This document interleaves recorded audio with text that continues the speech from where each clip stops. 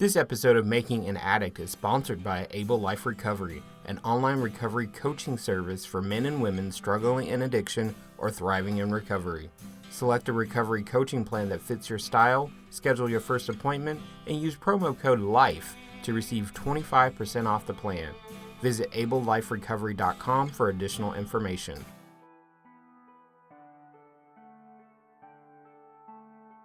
Addiction is a chronic disease. Millions of people worldwide suffer from substance and behavioral addictions. An addict's life is often unmanageable, leaving the addict and his or her family and friends feeling completely powerless over the disease. Without treatment, addiction can result in disability or premature death. You are listening to Making an Addict. My name is DJ Burr, and I'm an addict in long-term recovery. I'm a licensed psychotherapist, behavioral addiction specialist, and best-selling author of I Just Wanted Love, Recovery of a Codependent Sex and Love Addict, now available on Amazon, Audible, and iTunes. I intend to bring you different perspectives about addiction from various sources, including other addicts in recovery, clinicians who treat recovering addicts, and family and friends of addicts to discover what makes an addict. Listener discretion is advised. To learn more about this podcast, check us out at makinganaddict.com or follow me on social media at DJBurr1022 on Facebook, The DJ Burr on Instagram, and at DJBurr1022 on Twitter. Welcome to Making an Addict. I'm DJ Burr, and I'm speaking with Diana today. And Diana, welcome to the show. Thank you, DJ. So, Diana, I'm asking people what their thoughts, feelings, and beliefs are about what makes someone an addict. And so I'm grateful that you're here today to answer that question for yourself and to give us some insight. So what do you think? Thanks, CJ. That is a good question, and I love that I can think about it, how it affects me or what I think about it. And so I think that I believe that for me, it may have started with my family of origin. I'm not sure, but it seems to me that it was very chaotic, very, what I would say, dysfunctional. And we didn't have alcoholism per se. I mean, my parents didn't drink that we saw, but they had almost like an alcoholic behavior, or we lived in chaos and emergency mode all the time.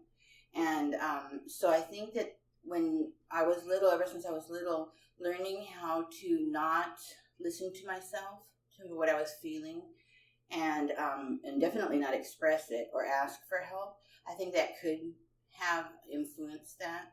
I'm not sure if how much I believe in genetics or not. I know that with my other illnesses, I do see a correlation, but as far as addiction, I don't know how that works.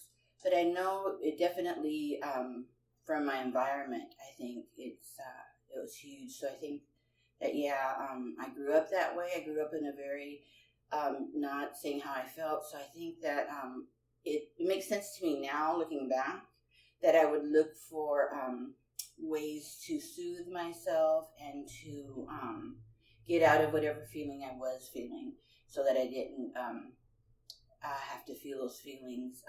And I have several addictions, and one of them being food, which is something that is around all the time. And I do actually recall with that being soothed, or somebody offering it to me as a comfort.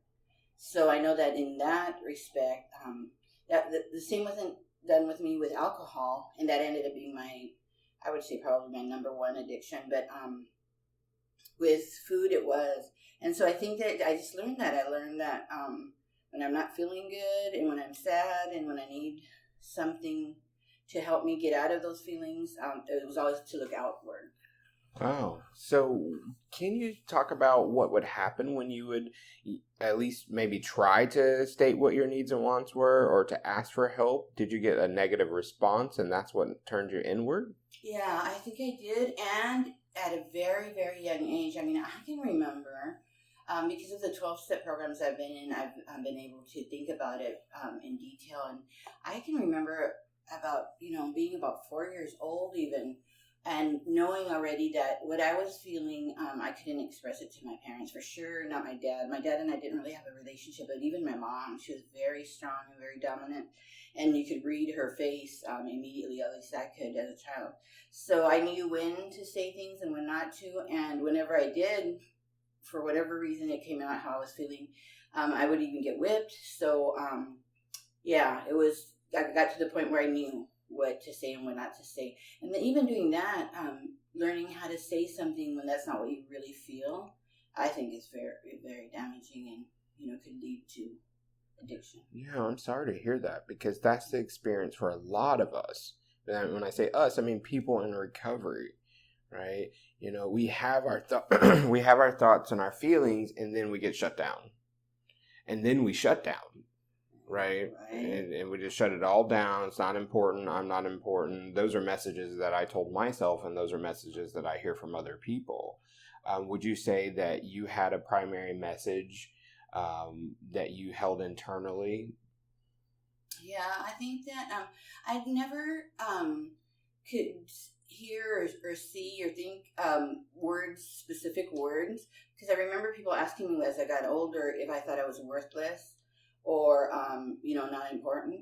But I do think that I got that feeling because I know that whenever I would have any kind of a question, I was always hesitant to ask, for sure to ask for help, even as a child. When I had, if I was in pain or I had hurt myself, I always knew that I was going to get spanked or whipped on top of the pain that I was already having. So yeah, I think I had that two things. I think I got the message that I wasn't valuable enough to take care of, and then that I was a bother somehow. There were 6 of us, and so my mom was always, and she's the main person in our life, was always rushed and too busy and too tired to take care of us. Do you think she was overwhelmed? Looking back at it now, I do. I think that a lot of even her anger came from that. I know my dad wasn't a big part of our life. He was present, but not present. And so I think that she may have been struggling with her own feeling overwhelmed, and maybe even not sharing with him that she needed some support. And so maybe having that kind of relationship problems that ended up getting taken out on us. Right. So maybe if mom wasn't asking for help, that was the model. Right? True that, yeah. Where would you have learned to ask for help if you didn't see it happening? True. I hadn't thought about that part of it, yeah. Okay. Yeah. I always think in those terms because we have models, right? Yeah, we don't learn this stuff by ourselves, at least not all of it. Right. So, and our first models are our parents or caregivers, right? Because not everyone has their biological mother or father as their primary caregiver. And so I think it's important to look at, our family of origin and the models that they projected. I agree with you. Yeah. Yeah. And so you said that there were 6 of you. Okay. So, and you said that you deal with several addictions. Would you say the same for your siblings? Do they have addictions as well? Interestingly enough, from the beginning, I would say from a very early age, I'm second to the youngest. I think, and I don't know if they would feel the same way, but it feels to me now that I ended up being somehow, I don't know that I was chosen, but it just ended up that way, being the sick one in the family. So I think that I took on a lot of illnesses. I was overweight before anybody in our family was. I was always sickly. My mom was always taking care of me. So I think that may have absorbed some of maybe their maybe biggest inclination towards it. I do believe personally that they have issues that they need to resolve, even with alcohol and different things. But none of them have gotten to the point where, as far as addiction goes, it's affected their life so much that they've had to, either face it or do something about it the way I have. Okay. When did you realize that you had a problem? What was happening? Interestingly enough, we grew up in a very strict religion, and so a lot of addiction, a lot of depression, a lot of things was hidden behind that. And so as I got older and got sicker, I know that it was because I got depression right away, and when I was 20, and I was suicidal immediately as soon as I got that. That I do believe is possibly somehow physical because at the time I was doing really well in my religion. I had lots of friends. I was healthy physically, so I was very surprised at having this suicidal ideation when I believed in God and in a wonderful life. So it hit me really interestingly. But so that one part might be physical. But so for a long time, I didn't realize I had any addictions. Probably food when I did, because I struggled with that. But I thought everybody struggled with that, or a lot of people did. In the U.S., especially, I noticed. And so, because when I would go back to Mexico and visit family members, I was always the biggest. At the time, Mexico didn't have as big of a problem with weight, and so I stood out, and you know, in the family, people would mention it to me. So the food addiction, I think, I had early on, but I didn't know it. I didn't recognize it as an addiction. But the alcohol, I had a gastric bypass done in 2005. And so now alcohol, I'm sure of it. I haven't looked for studies or anything on it, but alcohol affects me completely differently than it did before my gastric bypass. Now I drink 2 drinks and I'm drunk. And so when I started drinking again after I had my gastric bypass, I had left home. I was 40. I had left home and lived by myself in Texas, very far away from my mother. We were very enmeshed. And I started going out. I wasn't of the religion anymore that I had been, so I also started acting out in different other ways, and for sure my alcoholism escalated, and that's where my that addiction started. I would say both that one and my some of my other addictions. Okay. So food and alcohol are primary for you. They have been for most of my adult life. Okay. And were there major consequences that finally got you to the point where you said, enough's enough, I need help? Yes. I don't know if I ever, or how I would have gotten to that point without help from somebody else. Because when I'm in addiction, I see through addiction eyes. So when I'm acting out, even if I recognize that I'm not happy, I don't know what to do about it. I'm out of control. So I don't know if I ever would have got help on my own. I know that with my alcoholism, the last time I got drunk, it was at my sister's house, and I destroyed their dining room and had glass all over. I woke up because I'm a blackout drinker. Okay. So I woke up in the morning, and my sister had had enough. This wasn't the first time I'd done something like that, and so she said, pretty much, you either get help or we won't be able to have a relationship. And her and I are very, very close. So that was enough my mom had passed away by then, and my other siblings were estranged from me because they're still of the religion that we grew up in. And since I'm not of that religion teaches you to, they call it disfellowship, but it's actually like excommunicating the persons that aren't from that religion anymore. So I'm not close to any of them. So she was like basically my only family member that I was close to, and to lose her relationship was enough to get me to, it meant that I needed to go to the hospital. Well, thank goodness that she set that firm boundary. Thank goodness. Yeah, and you're still close with her? Oh my God, I owe her my life. We now, fortunately, I've been sober now. It's going to be 5 years in June. Beautiful. Thank you.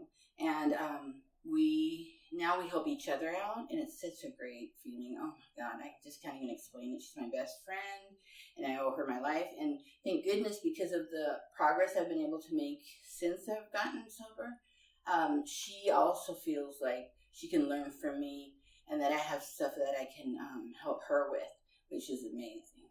Great.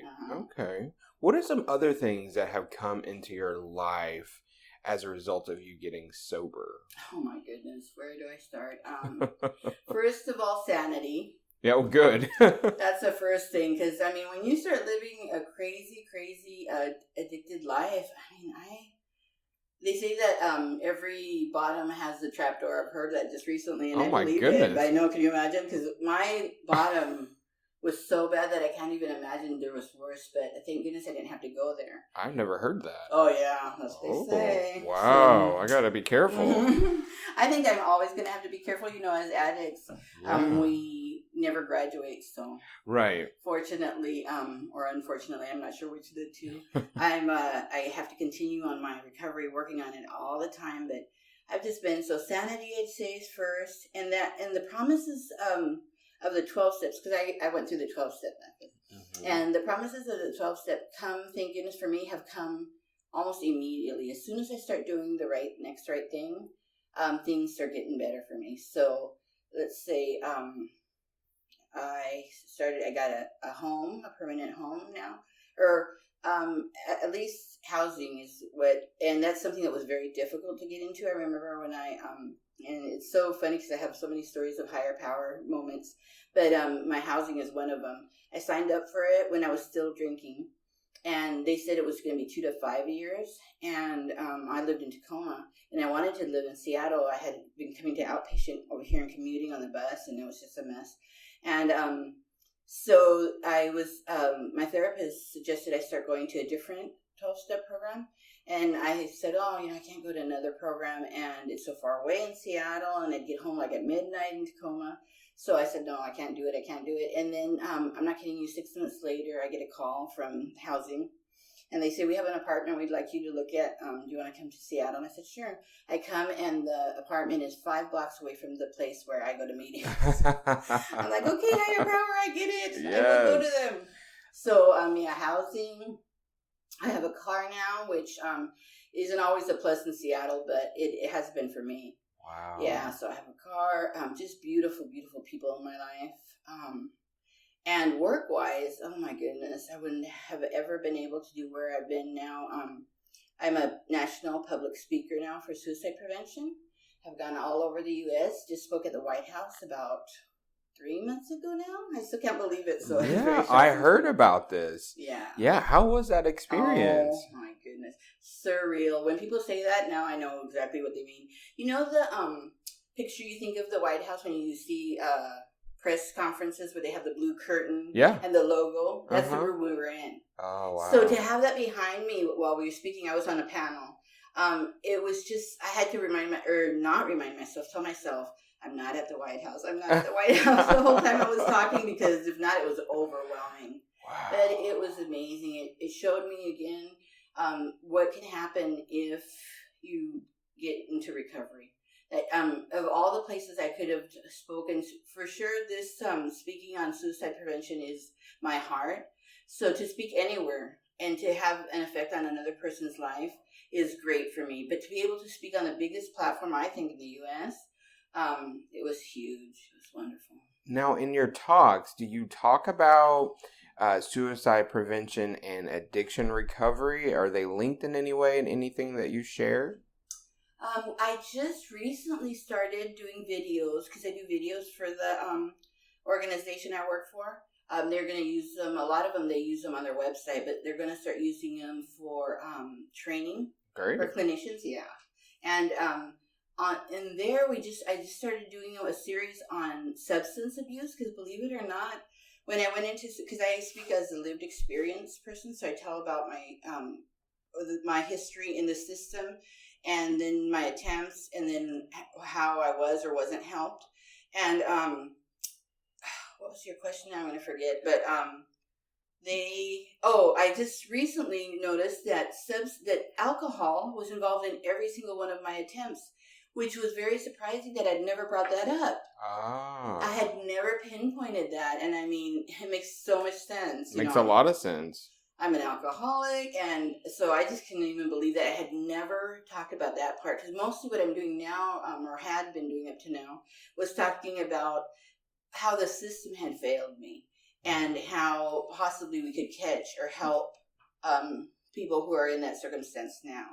So I hadn't really focused in on what the different parts of my suicidality could, I could like separate them and look at each part of it. I was mostly looking at it as a whole. This is kind of what happened to me, and how did the system, how did I fall through the system? Right. So now, I see a huge, huge link between both my addictions and my suicidality. One of them being that a lot of people wonder when somebody's suicidal how they can feel some kind of relief or I wouldn't say happiness, but maybe it translates that way when they're close to maybe even the date, or once they start believing that that's what they're going to do. But you're suffering so much pain that the thought of that pain stopping, however that be, makes you feel better.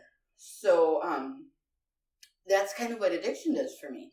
I would, use these things to not feel what I was feeling, to the terrible emotions, and then I supposedly feel better. And so suicide is similar in that I wouldn't be feeling those feelings. Of course, it's extreme. Sure. So I would love to tell everybody that that's not the answer. Thank goodness I'm not suicidal any longer. And there's so many other answers in between that, you can take.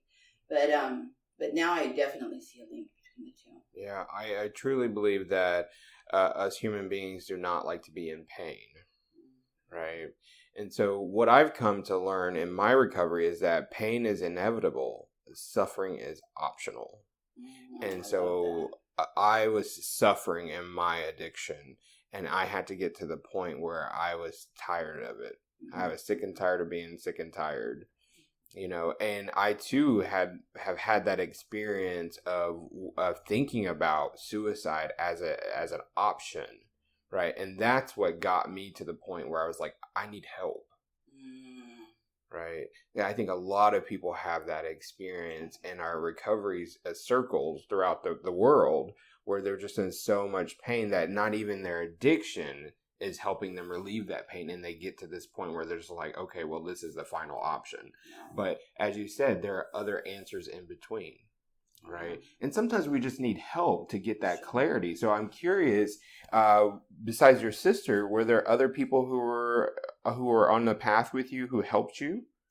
There has been, probably too many to mention, but it didn't start out that way. It started out with that one that I noticed. It started out with that one person, my sister, who put the, give me the ultimatum and made me actually take action.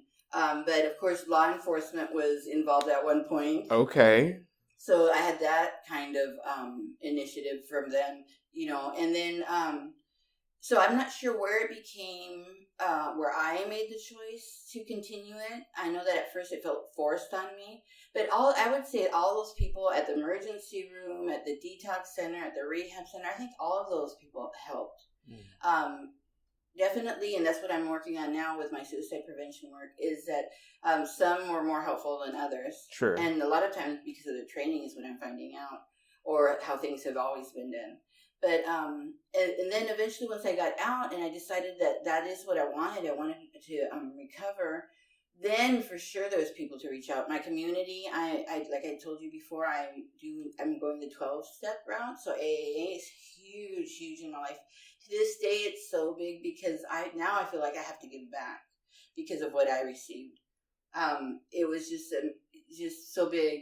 I was not having my family of origin accepting me anymore. So to find a family community that accepted me and with my addiction, and even, were like happy to have me there and to hear about anything I was going through, was just huge. So I think that my therapist for sure. At the beginning, it was probably mostly professionals, and then the 12-step community. But now I've found that because of my other addictions, I've gone to other 12 steps, and my recovery community now has become my family. And some of those aren't so much 12-step involved in 12-step, but like even spiritual, I meditate now, and so even that community has been amazing. I love what you're saying about recovery community being family.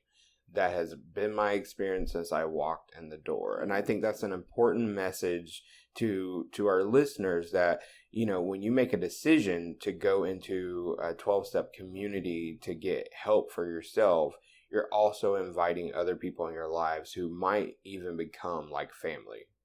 Right? Because sometimes we have to leave our family of origin in order to get help.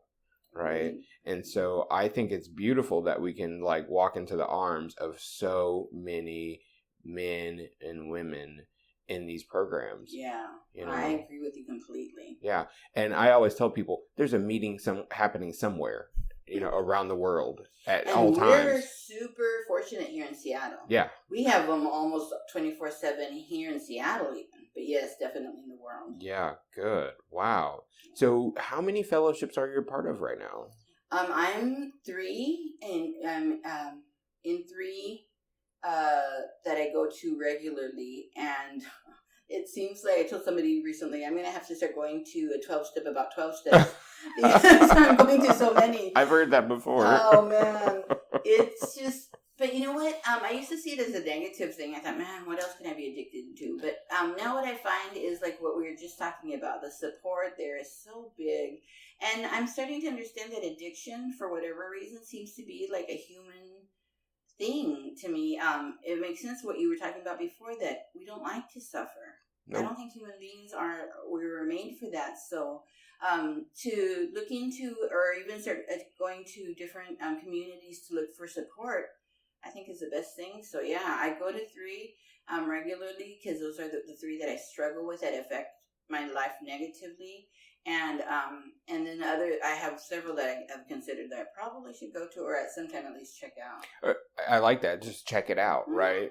Mm-hmm. Check out a couple different meetings, different locations, and see if it's a good fit. And that's generally all you have to do. I agree. Right? And then you might hear what you need to hear in order to stay. Yeah. Sometimes you step into a room, at least this was my experience, you step into the room and the first time you're there, you hear your story or you hear something that affects you.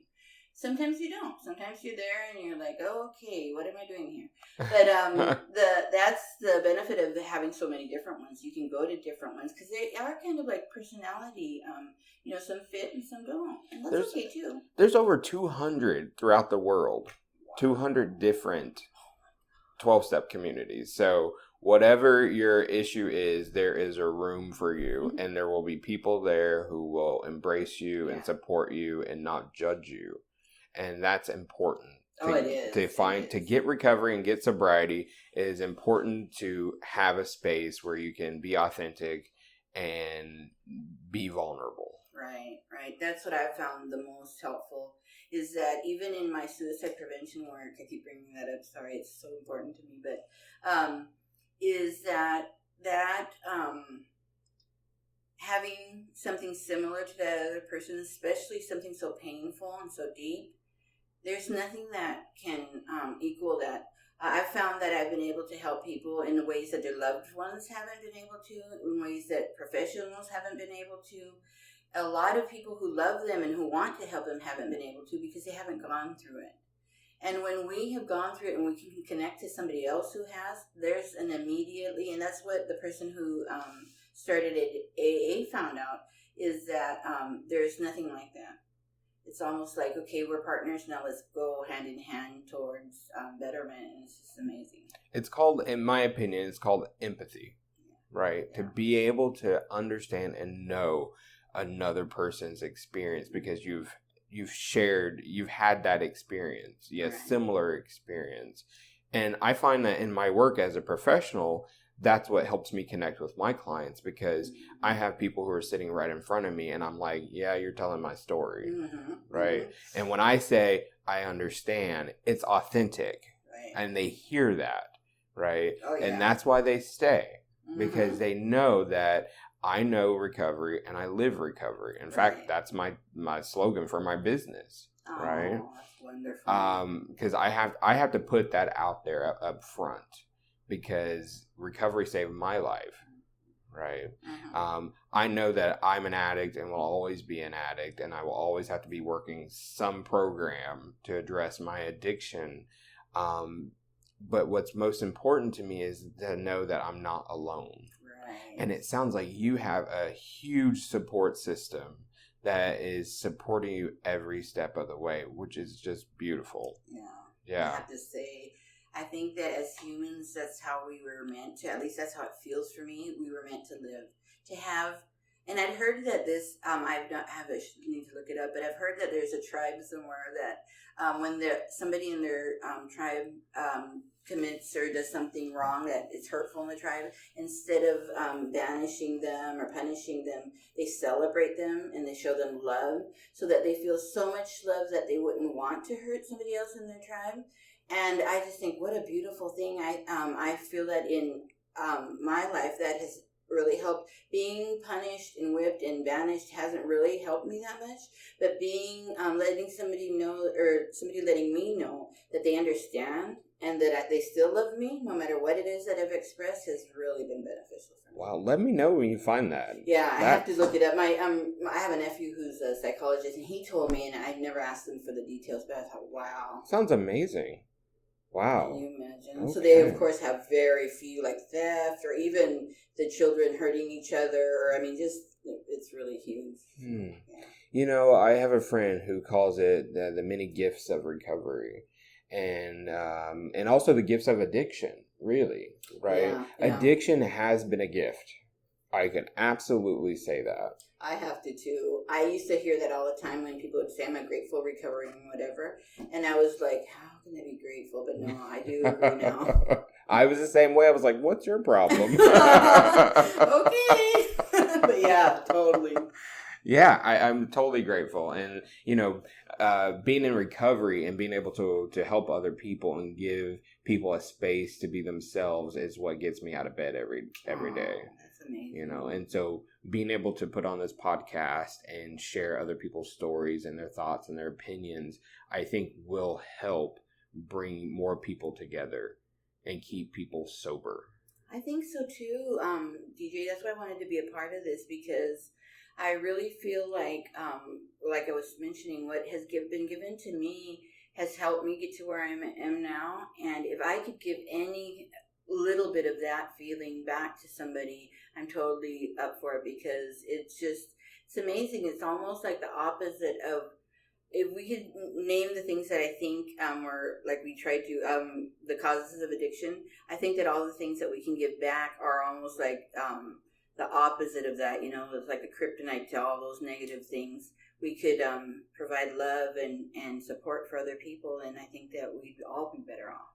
Wow, that's amazing. That's beautiful. Well, Diana, thank you so much for sharing your experience, strength, and hope. I know that your story will be impactful to someone. Oh, thank you. Thank you for having me. Yeah, thanks. Thank you for joining the discussion today on Making an Addict. In closing, I want you to understand that there are various opinions about addiction and what makes someone an addict. The opinions expressed here on today's show are those of the person who made them. I suggest you take what you heard, process it, and decide for yourselves what you believe in. If you have feedback or want to tell your story on the show, let me know by emailing makinganaddict@gmail.com, or you can reach me on social media. Again, I'm on Facebook and Twitter at DJBurr1022 and The DJ Burr on Instagram. Lastly, thank you for giving me the opportunity to be of service. Recovery saved my life, and I will be forever grateful. I will keep giving back every opportunity I am given. Tune in next time to witness our ongoing discussion on Making an Addict. Making an Addict is produced by the Recovery Legacy Network, bringing you recovery on all fronts. Learn more at recoverylegacynetwork.com. Today's music features tracks by Spinning Merkaba and CDK. Check out makinganaddict.com for more information about our music.